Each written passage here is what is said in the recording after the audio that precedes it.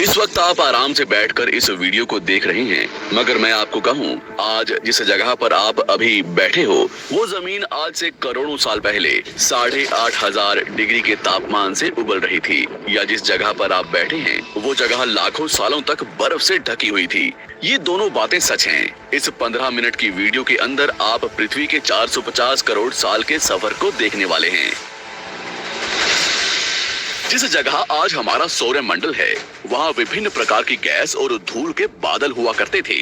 वैज्ञानिकों के मुताबिक इन धूल के बादलों से दूर एक तारा हुआ करता था। वक्त के साथ साथ उस तारे की ऊर्जा कम होने लगी, जिसके कारण उसके अंदर एक विशाल विस्फोट हुआ। विस्फोट की वजह से अंतरिक्ष की ये धूल एक दूसरे से दबने लगी।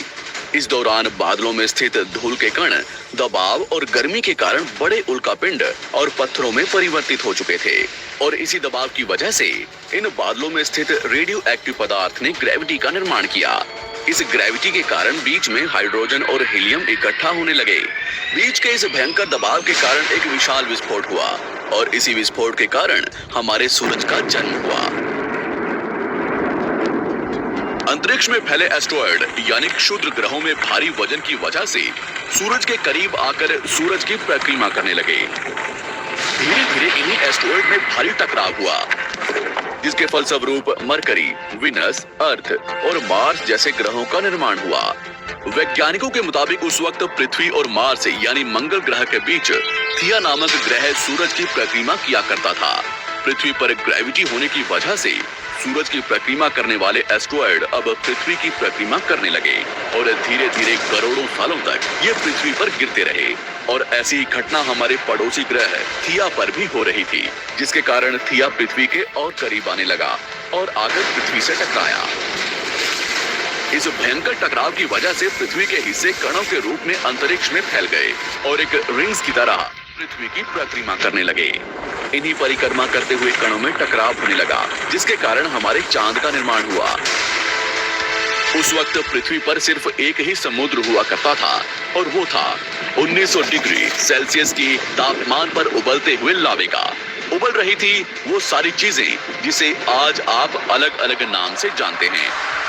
वक्त के साथ साथ पृथ्वी धीरे धीरे ठंडी हो रही थी, जिसके कारण पृथ्वी के भारी तत्व जैसे धातु और रेडियो एक्टिव पदार्थ पृथ्वी के केंद्र में जाकर इकट्ठा हो गए, और हल्के पदार्थ पृथ्वी की सतह पर आ गए। लाखों सालों तक पृथ्वी पर उल्कापिंडों की बरसात हुई, और इन गिरते हुए उल्कापिंडों में जमा था नमक, मिनरल्स और पानी। करोड़ों सालों तक इन उल्कापिंडों की बरसात होती रही, और धीरे धीरे पृथ्वी की ऊपरी सतह पानी से ढकने लगी। वैज्ञानिकों के मुताबिक यही वो वक्त था जब दूर गहरे पानी के अंदर निकलते ज्वालामुखियों से पहली बार सूक्ष्म जीवों का निर्माण हुआ। लाखों सालों बाद एक वक्त ऐसा आया जब पृथ्वी की पूरी सतह पानी से ढक चुकी थी। हमारी पृथ्वी के सबसे अंदर का कोर रेडियो एक्टिव पदार्थ से बने होने की वजह से हरदम गर्म होता रहता है, लेकिन जब भी पृथ्वी की ऊपरी जमीन ठंडी हो जाती है, तब पृथ्वी के अंदर की गर्मी बाहर नहीं निकल पाती, जिसके कारण ज्वालामुखियों का निर्माण होता है। और उस वक्त कुछ ऐसा ही हुआ। पानी से ढकी हुई पृथ्वी पर हजारों की तादाद में ज्वालामुखी निकलने लगे, और आने वाले लाखों सालों तक इन ज्वालामुखियों का निकलना जारी रहा, जिससे पानी के ऊपर जमीन का निर्माण हो रहा था। इस वक्त भी पृथ्वी पर वातावरण ना होने की वजह से अंतरिक्ष से उल्कापिंडों की बरसात हो रही थी। आज से लगभग 300 करोड़ साल पहले पृथ्वी पर ऐसा वक्त आया जब पृथ्वी का वातावरण लगभग स्थिर होने लगा था।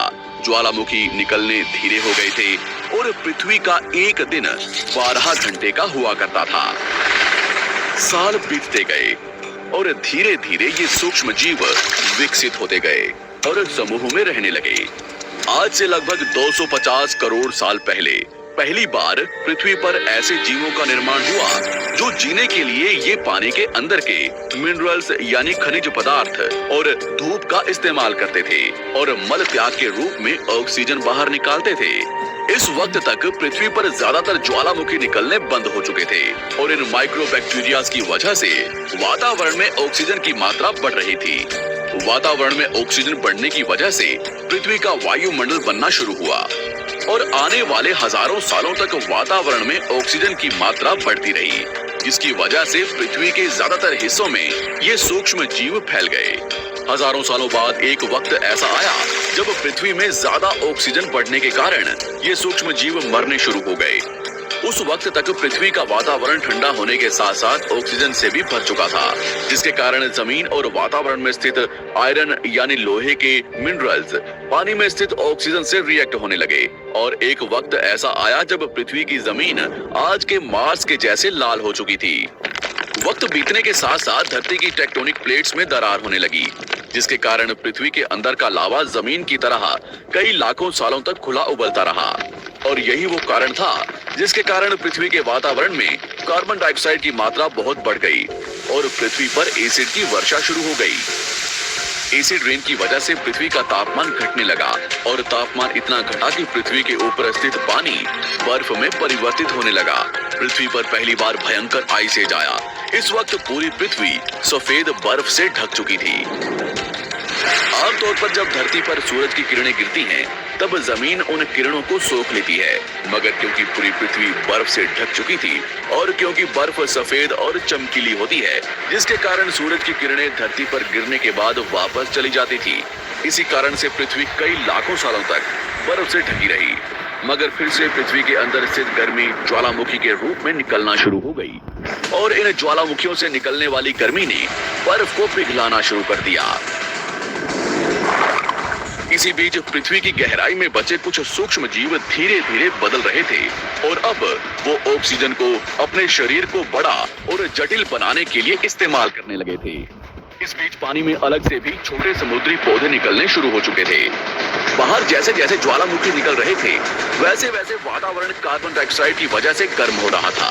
वक्त के साथ साथ बर्फ तो पिघलने लगी, मगर धरती पर फिर से एसिड की वर्षा शुरू हो गई, जिसके कारण फिर पृथ्वी ठंडी होने लगी और फिर पृथ्वी की ज्यादातर सतह बर्फ से ढक गई। ऐसा बार बार कई हजारों सालों तक होता रहा और इसी कारण से अब समुद्री जीव धीरे धीरे वातावरण के हिसाब से विकसित हो रहे थे।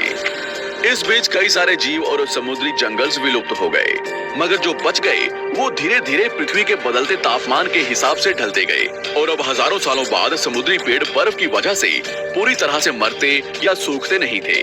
अब सूक्ष्म जीव समुद्री जीव बन चुके थे। जब फिर से ज्वालामुखियों ने पृथ्वी की बर्फ को पिघलाना शुरू किया, तब ये समुद्री पेड़ जल्दी विकसित होकर फैल गए। धीरे धीरे वातावरण में ऑक्सीजन की मात्रा बढ़ने लगी और पृथ्वी पर होने वाली एसिड की वर्षा कम होने लगी। वातावरण में ऑक्सीजन आने की वजह से पृथ्वी की ओजोन लेयर्स मोटी होने लगी और आज से लगभग 47 करोड़ साल पहले पृथ्वी की ऊपरी सतह पर पहली बार मोसोस नामक प्लांट उगना शुरू हुआ। वक्त के साथ साथ जमीन पर अलग अलग प्रकार के पौधे और पेड़ उगना शुरू हुए। एक वक्त ऐसा आया जब जमीन के पेड़ों की लंबाई लगभग 80 से 100 फीट जितनी या आज के 5 से 6 मंजिला बिल्डिंग जितनी ऊंची हो चुकी थी। ये वो वक्त था जब समुद्री जानवर समुद्र से बाहर निकल रहे थे और जमीनी जानवरों में परिवर्तित हो रहे थे। धरती की ज्यादातर जमीन एक जगह इकट्ठी हो चुकी थी, जिसे आज हम पैंजिया महाद्वीप के नाम से जानते हैं। पृथ्वी का वातावरण और तापमान लगभग स्थिर हो चुका था और अब करीब 21 से 23 घंटे का दिन हुआ करता था। अब समुद्री जीव पानी से बाहर रहने लगे थे और वातावरण के हिसाब से उनके शरीर का रंग रूप बदल रहा था। धीरे धीरे ये जमीनी जानवर डायनासोर्स में परिवर्तित हो गए। जिन डायनासोर्स ने पेड़ पौधे खाने शुरू कर दिए, उनका शरीर लंबा और विशाल रूप से विकसित होने लगा। कुछ डायनासोर्स शिकार किया करते थे, जिसके कारण वे छोटे और तेज होते चले गए।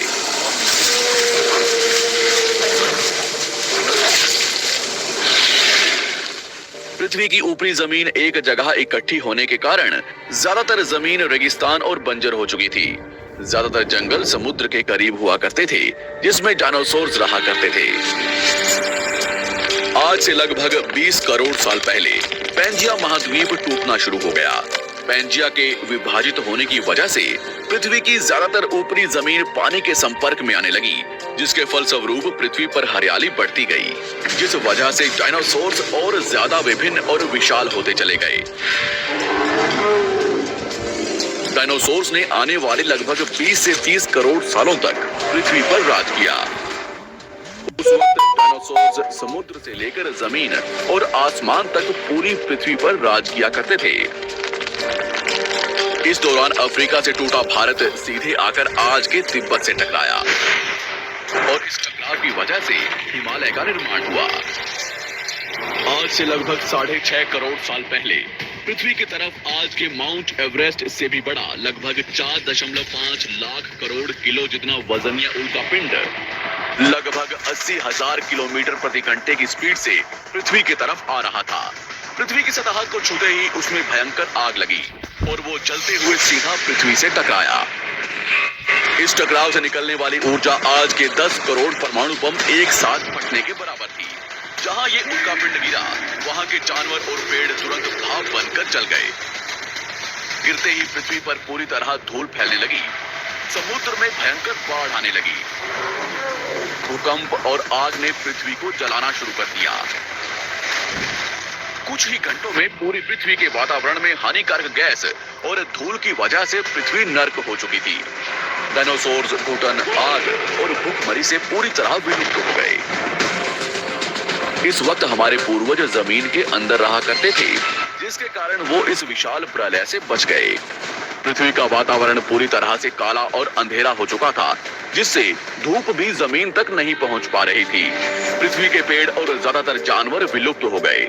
वातावरण में धूल और हानिकारक गैस के कारण पृथ्वी पर फिर से एसिड की वर्षा शुरू हो गई और फिर पृथ्वी ठंडी होकर बर्फ से ढक गई। लेकिन इस बार पृथ्वी की बर्फ लाखों सालों तक नहीं जमी रही और 80 से 90 हजार साल बाद ये बर्फ पिघलनी शुरू हो गई। जैसे ही धरती पर वातावरण फिर से पहले जैसा होने लगा, वैसे ही ये छोटे जीव जमीन से बाहर आना शुरू हो गए। उस वक्त पृथ्वी की बर्फ पिघलनी शुरू ही हुई थी, जिसके कारण अफ्रीका में घने ठंडे जंगल हुआ करते थे और इसी बीच ये जमीनी जीव बंदरों में परिवर्तित हुए। मगर जैसे जैसे पृथ्वी गर्म होने लगी, वैसे वैसे अफ्रीका के ये जंगल सूखने लगे। जंगल की चीजें खाने वाले बंदरों को खाने की कमी होने लगी। खाने की तलाश में इन बंदरों ने अपने पैरों पर चलना शुरू कर दिया, जिससे उन्हें दूसरे जानवरों के शिकार करने में मदद मिलती थी।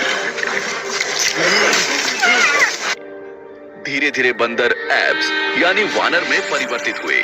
खाने की तलाश में ये एप्स पृथ्वी के दूसरे हिस्सों में फैलने लगे और धीरे धीरे उनके शरीर का रंग रूप वहां के मौसम के हिसाब से बदलता गया। वक्त के साथ साथ हम आदिवासी बने। हमने हथियारों से लेकर आग का आविष्कार किया। हम धीरे धीरे इंसान के रूप में विकसित हुए। हमने धर्म से लेकर परिवार, भाषा और संस्कृति का निर्माण किया और वक्त के साथ साथ हम विकसित होते चले गए और आज हम इस पृथ्वी की सबसे विकसित प्रजाति बन चुके हैं।